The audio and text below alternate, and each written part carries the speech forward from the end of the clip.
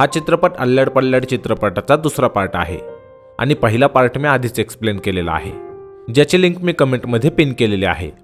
So तुम्ही तो पाहिला नसेल तर आधी तो पार्ट पहा, ज्याने हा दुसरा पार्ट समजायला तुम्हाला सोपं होईल. तर गबाडकुंड चित्रपटाच्या सुरुवातीला आपण एका सावकाराला पाहतो, जो की खूप अय्याश स्वभावाचा असतो व आता तो त्याच्या दासींसोबत अय्याशी करत असतो. तसेच त्याच्याकडे खूप सारं सोनं आणि दागदागिने असतात. पण तेव्हाच रात्रीच्या अंधारात काही दरोडेखोर या सावकाराच्या वाड्यावर येतात आणि वाड्यातील लोकांवर हल्ला करतात. आता वाड्यातील जे सावकाराचे पहारेकरी असतात त्यांच्यात आणि या दरोडेखोरांमध्ये चांगलंच युद्ध होतं, ज्यात हे दरोडेखोर सावकाराच्या सर्व अंगरक्षकांना मारून टाकतात. आणि या टोळीचा जो सरदार असतो तो सावकाराच्या गळ्यावर तलवार ठेवून त्याला म्हणतो की तुझ्याकडे जे काही सोनं दागदागिने आहे ते सर्व आम्हाला देऊन टाक. पण सावकार म्हणतो की त्याच्याकडे सोनं वगैरे काहीच नाहीये, जे आता तुम्हाला दिसत आहे फक्त तेच आहे. तसेच पुढे सरदार व त्याचे लोक वाड्यात सोनं शोधायला लागतात आणि त्यातच सावकार सरदारच्या मागून येऊन त्याला मारण्याचा प्रयत्न करतो. पण सरदारला आधीच त्याची चाहूल लागते आणि तो सावकारचा गळा कापून त्याला मारून टाकतो. त्याचबरोबर हे दरोडेखोर या सावकाराच्या वाड्यातील मिळेल ते सोनं लुटतात आणि वाड्याला आग लावून इथून निघून जातात. पण पुढे घोड्यावरून जात असताना सरदारच्या टोळीतील जो धुराजी म्हणून असतो तो सरदारला टोळीपासून दूर झालेलं पाहून त्याला मारून टाकतो. त्याचबरोबर टोळीतील इतर लोकांपासून स्वतःला वाचवण्यासाठी तो एका विहिरीत जाऊन लपतो. आता बाकी दरोडेखोरांना जेव्हा माहीत होतं की धुराजीने त्यांच्या सरदारला मारून टाकलं व यांनी लुटलेलं सर्व सोनं घेऊन तो पळून गेला आहे, तेव्हा ते धुराजीला खूप शोधतात. पण धुराजी काही त्यांना सापडतच नाही. तसेच सर्व दरोडेखोर जेव्हा धुराजी न मिळाल्यामुळे इथून निघून जातात तेव्हा धुराजी त्या विहिरीमध्येच त्याच्याकडचं सर्व सोनं लपवून ठेवतो व विहिरीतून बाहेर येतो. पण तेव्हाच त्याच्या मागून एका बाईचा आत्मा धुराजीला विहिरीत खेचून घेतो आणि धुराजीला या विहिरीत मारून टाकतो. आता इथून सीन काही वर्षांनी पुढे येतो, जिथे आपण दिल्याला पाहतो. आणि हा दिल्या तोच आहे ज्याला आपण अल्लड पल्लड चित्रपटात वरसगावात पाहिलं होतं. खरं तर दिल्याचं आत्ता लग्न झालेलं असतं आणि वरसगावात राहून भूतांना वैतागल्यामुळे तो त्याचं गाव सोडून आत्ता त्याच्या बायकोच्या घरी घर जावई बनून राहत आहे व इथे तो शेती करत असतो. पण त्याच्या बायकोचं म्हणणं असतं की यांनी मुंबईला जाऊन राहायला हवं, कारण तिकडे दिल्याला सहज 15,000 पगार मिळेल आणि हे नवरा बायको आनंदात राहू शकतील.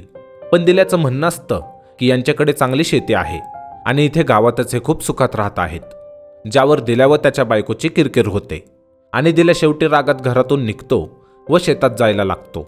आता दिल्या जेव्हा शेताकडे जात असतो तेव्हा वाटेत काही कुत्री त्याच्या गाडीच्या मागे लागतात, ज्यामुळे दिल्या त्याची गाडी पळवतो आणि शेवटी त्याच विहिरीजवळ येऊन पोहोचतो जिथे धुराजीला एका बाईच्या भूताने मारलं होतं. तसेच आपण पाहतो की या विहिरीच्या आजूबाजूला गावकऱ्यांनी मंत्र आणि विधी करून काही धागे लावलेले आहेत, जेणेकरून या विहिरीजवळ कोणी येऊ नये आणि या विहिरीतील आत्मा कोणाला त्रास देऊ नये. पण दिल्या तर हे धागे तोडून विहिरीजवळ पोहोचलेला असतो, ज्यामुळे त्या बाईचा आत्मा दिल्याला आवाज देते की दिल्या घेऊन जा, हे तुझंच आहे. तसेच ती दिल्याच्या गाडीवर बसून त्याला धरून ठेवते. आता दिल्या तर खूप घाबरलेला असतो, त्यामुळे तो त्या आत्म्याला म्हणतो की मला जाऊ देत. तसेच तो देवांचे एक एक करून नाव घ्यायला लागतो, पण आत्मा काय दिल्याला सोडतच नाही. आणि दिल्या जेव्हा आई आई म्हणून आवाज देतो तेव्हा अचानक त्या आत्मा दिल्याला सोडून देते, ज्यामुळे दिल्या लगेच तिथून पळून येतो. आता दुसऱ्या दिवशी दिल्याला कणकणीच भरून येते आणि सर्व गावाला माहीत झालेलं असतं की दिल्याच्या मागे विहिरीवरच्या बाईचा आत्मा लागला होता. त्यामुळे दिल्याच्या घरचे एका मांत्रिकाला बोलावतात आणि इथे तो मांत्रिक विचारतो की त्या बाईचं भूत त्याला काय म्हणालं, ज्यावर दिल्या सांगतो की ती म्हणत होती की घेऊन जा म्हणून. तसेच संध्याकाळी ASPP नावाचा एक जण दिल्याला भेटायला येतो आणि त्याला सुद्धा दिल्या हेच सांगतो की विहिरीवरची बाई त्याला म्हणत होती की घेऊन जा. इथे ASPP जेव्हा दिल्याची विचारपूस करतो तेव्हा त्याला माहीत होतं की दिल्याची रास कुंभ आहे आणि दिल्या या गावचा नाही तर दुसऱ्या गावचा आहे. जे माहीत होताच ASPPला खूप आनंद होतो, जसं काय तो खूप वर्ष दिल्याला शोधत होता. त्याचबरोबर ASPP लगेच त्या सावकाराच्या वाड्यावर येतो, जो आपण चित्रपटाच्या सुरुवातीला पाहिला होता. आत्ता हा वाडा पूर्णपणे ओसाड पडलेला असतो, पण इथे आत्ता रंगी नावाची एक बाई असते, जी की तंत्रमंत्र करणाऱ्यांपैकी एक असते, जिला ASPP सांगतो की खंगरीने यांना जे काही सांगितलं होतं ते सर्व खरं आहे, ज्यामुळे हे दोघे खंगरीकडे जातात आणि त्याला सांगतात की ज्याला हे शोधत होते तो व्यक्ती यांना मिळाला आहे. जे ऐकताच खंगरी ASPP आणि रंगी असे तिघेही बाबाकडे जातात, जो की या तिघांमध्ये ज्येष्ठ असतो. व इथे यांना सुद्धा सांगण्यात येतं की ज्याला हे शोधत होते तो व्यक्ती मिळाला आहे. खरं तर यांना माहीत असतं की त्या विहिरीमध्ये खूप सारं सोनं आहे पण विहिरीवर असलेल्या बाईचा आत्मा त्या सोन्याचं रक्षण करत आहे आणि तो आत्मा फक्त त्याच व्यक्तीला ते सोनं घेऊन जाऊ देऊ शकतो ज्याला सोनं देण्याची तिची इच्छा आहे. पण तो व्यक्ती सोन्याला असंच हात लावू शकत नाही. आधी एका लहान मुलीने त्या सोन्याला स्पर्श करावा लागेल आणि त्यानंतर कोणीही ते सोनं स्पर्श करू शकतं. तसेच ते सोनं आणण्यासाठी व विहिरीत जाण्यासाठी एक मुहूर्त आहे आणि तो म्हणजे अमावस्येचा. व हा मुहूर्त कित्येक वर्षातून एकदाच येतो. पण आता सर्व योग जुळून आलेत आणि तो व्यक्ती सुद्धा यांना मिळाला आहे ज्याला विहिरीवरचा आत्मा ते सोनं घेऊन जाऊ देणार आहे, म्हणजेच दिल्या. आणि दिल्याच्या मदतीने हे चौघे सुद्धा ते सोनं घेऊन येऊ शकतात. ज्यामुळे दुसऱ्या दिवशी ASPP दिल्याला भेटून सांगतो की त्या विहिरीत खजिना आहे आणि आपण जाऊन तो घेऊन येऊ, कारण तुम्हालाच तो आत्मा ते सोनं घेऊन जायला सांगत आहे. पण दिल्या ते सोनं आणण्यास नकार देतो, कारण त्याला भीती असते की तो आत्मा यांना विहिरीमध्येच मारून टाकेल. आता दिल्या ऐकत नाही, म्हणून ASPP आणि रंगी दिल्याच्या मेहुण्याला भेटतात, म्हणजेच किसनला, व त्याला सर्व काही समजावून सांगतात. सोबतच हे म्हणतात की जर दिल्याने ते धन उचलून आणलं तर त्यातील अर्धधन यांचं असेल आणि अर्धधन दिल्या व किसनचं. जे ऐकताच किसन यांना खात्री देतो की तो त्याच्या दाजीला समजावेल व या कामासाठी राजी करेल. त्याचबरोबर पुढे किसन व त्याची बहीण सोनी दिल्याची खूप खातिरदारी करतात आणि त्याला विहिरीतील धन घेऊन येण्यासाठी मनवायला लागतात. पण इथे दिल्याला समजतं की यांच्या मनात हे आहे की सोनं आणण्यासाठी दिल्याचा जीव गेला तरी चालेल, पण ते सोनं यांना मिळायला हवं. ज्यामुळे तो यांना हे बोलून घरातून निघून जातो की तुमच्यासमोर धन मोठा आहे आणि आपल्या माणसाची तुम्हाला अजिबात किंमत नाही.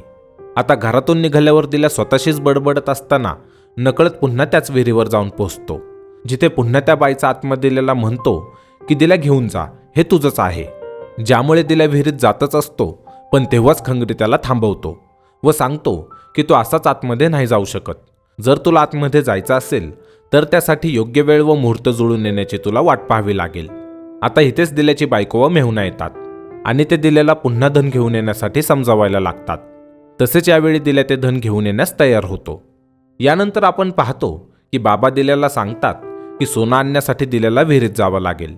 पण दिल्या एकटा विहिरीत जाणार नाही, त्याच्यासोबत ASPP रंगी व खंगरी सुद्धा असतील, कारण ASPP पायाळू पायाचा आहे आणि जिथं धन आहे त्याचे दरवाजे पाण्यात तळाला बुडालेले आहेत. त्यामुळे ASPP ते शोधून काढेल.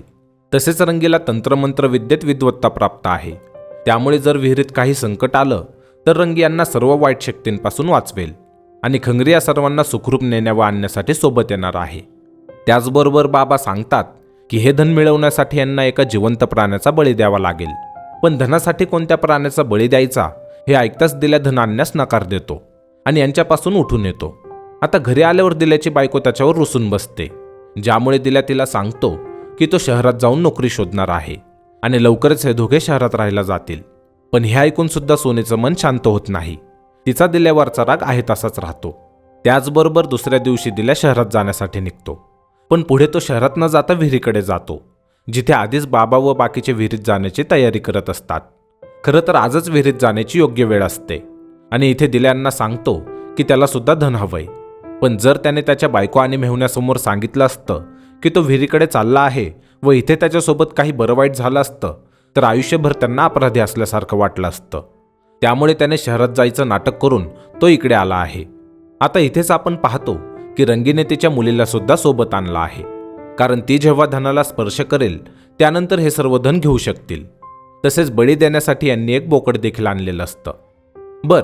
पुढे हे सर्व विहिरीत उतरतात, पण विहिरीमध्ये उतरताच यांच्याकडच्या सर्व बॅटऱ्या बंद पडतात. तसेच यांच्या डोक्यावरून एक अदृश्य शक्ती फिरताना आपण पाहतो, ज्यामुळे बाबा इथे मंत्र म्हणायला सुरुवात करतात. पण तेव्हाच इथे खूप सारे वटवाघूळ येतात आणि यांच्यावर हल्ला करायला लागतात. पण लवकरच बाबांच्या मंत्रांमुळे ते वटवाघूळ एक एक करून मरून पडतात. आता हे पाहून ASPP खूप घाबरतो आणि तो परत जाण्यासाठी विहिरीच्या बाहेर पडायला लागतो.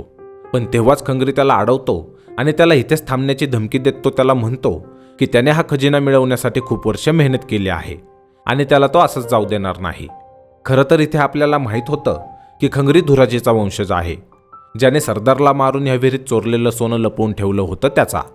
पण धुराजीच्या पुढच्या खूप साऱ्या पिढ्यांनी ते सोनं शोधण्यात त्यांचा जीव गमावला आणि खंगरीला जेव्हापासून समज आली तेव्हापासून खंगरी फक्त यासाठी मेहनत करत आहे कारण एके दिवशी तो हे धन मिळवेल व त्याच्या पूर्वजांनी यासाठी त्यांचे जे जीव गमावले आहेत त्यांच्यावरील कलंक तो पुसून टाकेल. आता ASPPला जेव्हा समजतं की खंगरी त्याला इथून बाहेर पडू देणार नाही, तेव्हा तो नारळ उचलतो आणि इथून पुढे जाण्यासाठी दरवाजा शोधतो. तसेच दरवाजा भेटल्यावर हे दिल्याला दरवाजा तोडायला लावतात आणि इथून हे सर्व पुढे जातात. त्याचबरोबर पुढे गेल्यावर एसपीपी जेव्हा एका छिद्रातून डोकावून पाहतो की तिथे काय आहे, तेव्हा अचानक कोणीतरी त्याच्या डोक्यावर काही मारून जातं, ज्यामुळे एसपीपीचं डोकं फुटतं आणि त्याच्या डोक्यातून खूप सारं रक्त यायला लागतं, ज्यावर सर्वांना समजतं की एसपीपीला भूतानेच मारलं आहे. आता दिल्या एसपीपीच्या जखमेवर रुमाल बांधतो आणि तेवढ्यात दिल्याला पुन्हा त्या बाईच्या आत्म्याचा आवाज येऊ लागतो, ज्यामुळे दिल्या त्या आवाजाच्या मागे मागे जायला लागतो. त्याचबरोबर एसपीपीला लागलेलं असतं, त्यामुळे तो इथेच थांबतो आणि बाकीचे सर्व दिल्याच्या मागे जातात. आता विहिरीच्या बाहेर आपण पाहतो की एक बेवडा माणूस विहिरीजवळ येतो आणि नशेत विहिरीतून बाहेर निघण्यासाठी खंगरी व एसपीपीने जी दोरी बांधून ठेवलेली असते ती दोरी तो काढून घेतो. तसेच तिकडे दिल्याची बायको जेव्हा दिल्याला फोन करत असते तेव्हा दिल्याचा फोन बंद लागतो, ज्यामुळे ती खूप चिंतेत पडते. सोबतच इकडे दिल्या त्या आवाजाच्या मागे जातो आणि पुढे एका ठिकाणी त्याला त्या बाईचा आत्मा दिसतो, ज्यामुळे तो खूप घाबरतो. आता इथेच दिल्याला काही दृश्य दिसायला लागतात, ज्यामुळे त्याचं डोकं दुखायला लागतं. पण तेव्हाच बाबा काही मंत्र म्हणायला लागतात, ज्यामुळे इथे एक साप प्रकट होतो आणि या सर्वांना समजतं की हीच ती जागा आहे जिथे यांना पुढचा विधी करायचा आहे. पुढे बाबा व खंगरी विधी करायला सुरू करतात व काही मंत्र म्हणून झाल्यावर बाबा रंगीला सांगून सुलीचे केस कापायला लावतात. तसेच सुलीचे केस कापून झाल्यावर बाबा सुलीच्या डोक्यावर हात ठेवून काही मंत्र म्हणतात, ज्यामुळे सुली बेशुद्ध होते. आता सुलीला बाजूला झोपून हे पुन्हा विधी करायला लागतात. पण काहीच वेळेत आपण पाहतो की या विहिरीत असलेल्या बाईचं भूत इथे येतं आणि सुलीला मांडीवर घेऊन ती सुलीची माया करायला लागते, जे पाहून सर्वच घाबरतात. तसेच दिल्या त्या भूताला म्हणतो की तुला मी पाहिजे तर मला जो त्रास द्यायचा आहे तो दे, पण त्या मुलीला सोड. सोबतच तो सुलीला तिच्याकडून घेण्यासाठी पुढे जातो, पण तेव्हाच तो आत्मा दिल्याला तिच्या शक्तीने लांब फेकून देतो, ज्यामुळे दिल्या तिथेच बेशुद्ध पडतो. तसेच रंगी व खंगरी सुद्धा सुलीला वाचवण्यासाठी पुढे जातात आणि त्या बाईचा आत्मा यांना सुद्धा दूर फेकून देतो. पण यातच आपण पाहतो की एसपीपी व बाबा तिची शक्ती पाहून इथून निघून जातात.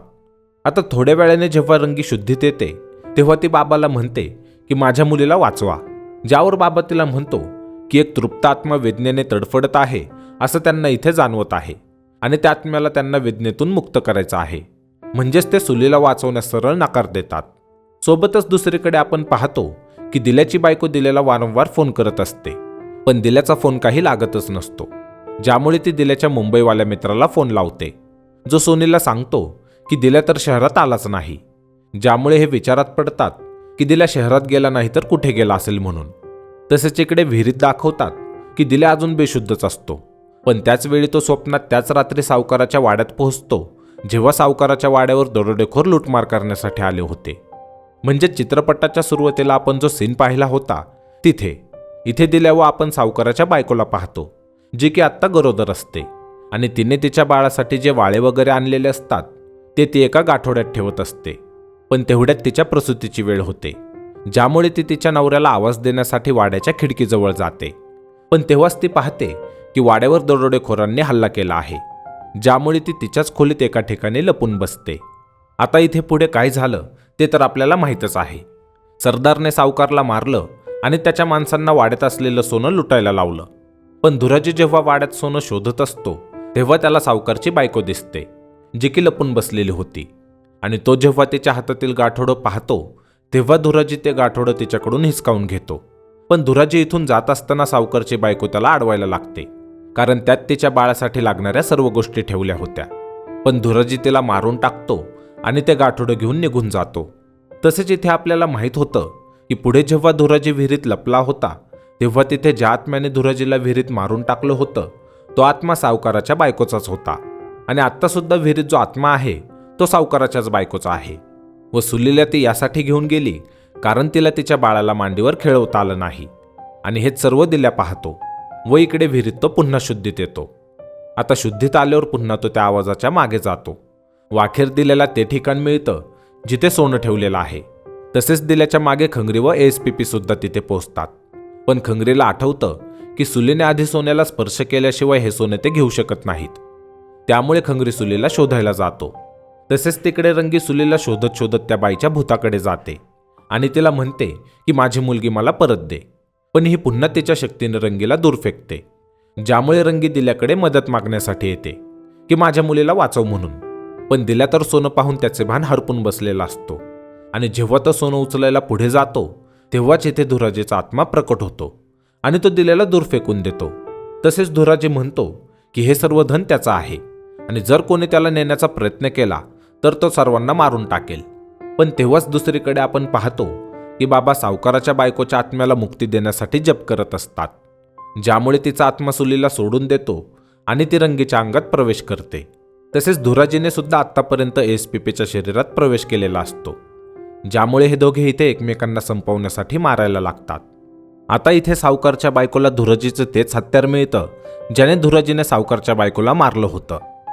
तसेच हे हत्यार घेऊन सावकारची बायको धुराजीला मारून टाकते. पण धुराजीचा आत्मा तर एसपीपीच्या शरीरात असतो, ज्यामुळे एसपीपी सुद्धा मारला जातो. आता इथून सावकारची बायको बाबा जिथे पूजा करत असतात तिथे जाते आणि बाबाच्या गळ्यात खंजीर खुपसून त्याला मारायला लागते. पण तेव्हाच दिल्या इथे येतो, ज्याला बाबा म्हणतात की आत्ता रंगीच्या शरीरात विहिरीतील बाईचा आत्मा आहे आणि तिला मुक्ती मिळवून द्यायची आहे, नाहीतर हिच्यासोबत आपले आत्मेसुद्धा इथेच भटकत राहतील व आपल्याला देखील मुक्ती मिळणार नाही.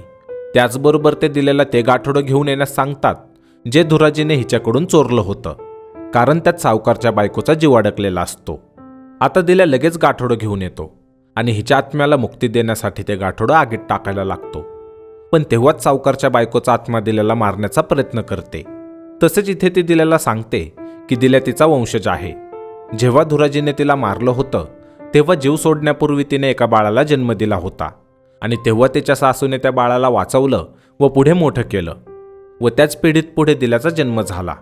सोबतच ती म्हणते की इथे जे काही सोनं आहे ते यांचंच आहे. दिल्याने ते घेऊन जावं आणि सर्व आयुष्य सुखात जगावं, ज्याने तिला मुक्ती मिळेल. पण दिल्याला समजतं की हिला मुक्ती मिळेल खरी, पण ती तिच्यासोबत सुलीला सुद्धा घेऊन जाईल.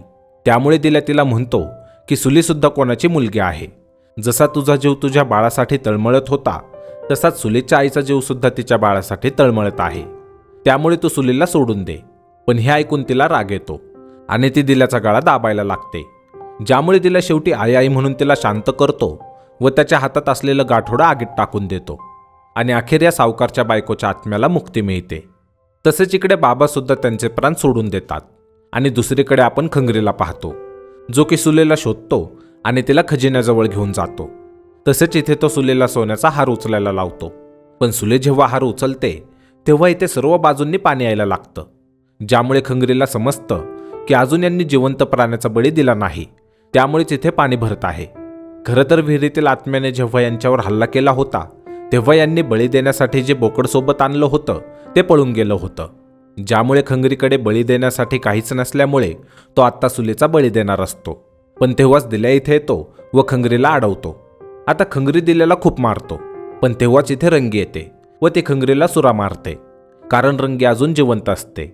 ज्यावर खंगरी तिला अडवत म्हणतो की त्याच्या पूर्वजांनी या खजिन्यासाठी इथे जीव दिले आहेत आणि सुलीचा एक बळी देऊन त्या सर्वांच्या आत्म्यांना मुक्ती मिळेल. पण रंगी खंगरीचं ऐकत नाही व ती दिल्याला म्हणते की सुलीला इथून घेऊन जा आणि तुझ्यासारखं चांगला माणूस बनव. तसेच दिल्या सुलीला घेऊन विहिरीच्या बाहेर पडतो, जिथे आधीच त्याची बायको व मेहुणा त्याला शोधत आलेले असतात व त्यांनी दिल्यासाठी विहिरीत रश्शी सोडलेली असते. त्याचबरोबर इकडे विहिरीत रंगी खंगरीला अडवून ठेवते, ज्यामुळे ते दोघे विहिरीतच मारले जातात. आता इथेच विहिरीजवळ आपण पंक्या, चतुर व किशाला पाहतो, ज्यांना आपण अल्लड पल्लड चित्रपटामध्ये पाहिलं होतं. आणि दिल्या कुठे गेला हे कोणालाच माहिती नव्हतं, त्यामुळेच हे दिल्याला शोधायला इथे आलेले असतात. बरं, आता इथे दिल्या सुलीच्या हातात सोन्याचा हार पाहतो, जो की सुलीने खजिन्यातून उचलला होता, ज्यामुळे इथे दिल्याला समजतं की विहिरीत आता खंगरी, बाबा रंगी व एसपीपीचा आत्मा आहे, कारण यांनी सोनं घेतलं खरं, पण तिथे जिवंत प्राण्याचा बळी दिला नाही व त्यामुळे त्या चौघांच्या आत्म्यांना आता मुक्ती मिळणार नाही. आणि याच सस्पेन्स सोबत हा चित्रपट इथेच संपतो.